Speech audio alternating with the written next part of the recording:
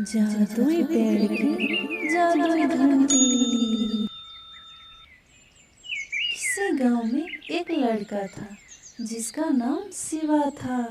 वो बहुत ही गरीब था, जिसके कारण हमेशा परेशान रहा करता था। उसके घर में खाने को रूखी सूखी रोटी ही जुट पाती थी। जैसे तैसे दिन काटता था।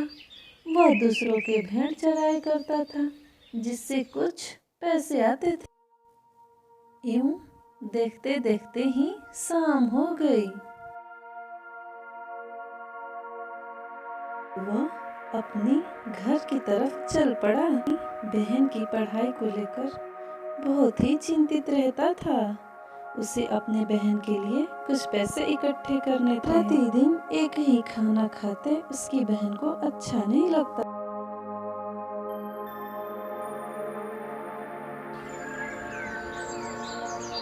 रोजाना की तरह शिवा आज भी भेड़ लेकर जंगल में एक पेड़ के नीचे बैठकर सोचता कि उसे इतने पैसे भी नहीं मिलते जिससे वो अच्छा भोजन कर सके।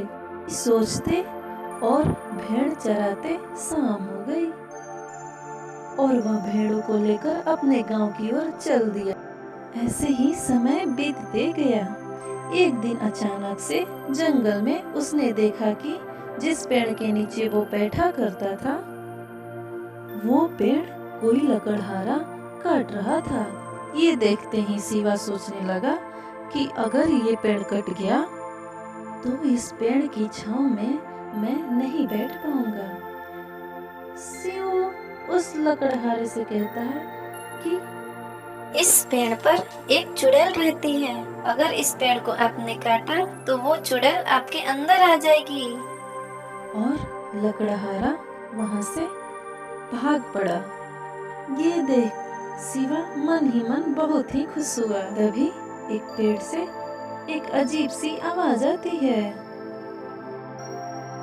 मैं पेड़ की आत्मा हूँ। आज तुमने मेरी जान बचाई है। मैं तुम्हें एक जादुई घंटी देता हूँ, जिससे तुम जो खाना चाहते हो उसे बजाते ही तुम्हारे पास आ जाएगा।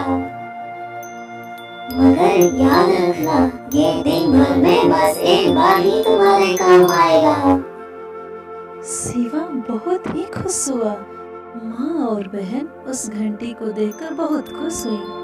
रात को घंटी बजाते ही थाली में अनेक पकवान। दूसरे दिन जब वह शाम को भूख से व्याकुल घर को आता है तो देखता है कुछ भी नहीं बचा था। भूख से व्याकुल शिवा चुपचाप सोने को चला जाता है। मन ही मन वो बहुत ही गुस्सा करता है। अगले दिन माँ, मुझे भूख लगी है माँ। पता नहीं वो घंटी मिल नहीं रही। जब शिवा घर को आता है तो बड़ा ही खुश होता है और वो फिर से घंटी बजाकर अपनी थाली में अच्छे अच्छे पकवान। ये देख उसकी माँ बहुत ही नाराज होती है। शिवा अपनी माँ से कहने लगता है, कल आपने और छोटी बहना ने मेरे लिए खाने को कुछ नहीं रखा था, जबकि मुझे जोरों की भूख लगी थी। इसलिए मैं सुबह ही घंटी लेकर अपने साथ जंगल की ओर चल पड़ा।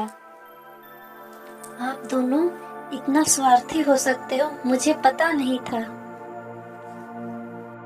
तो दोस्तों, हमें इस कहानी से यही शिक्षा मिलती है कि हमें स्वार्थ में नहीं जीना चाहिए।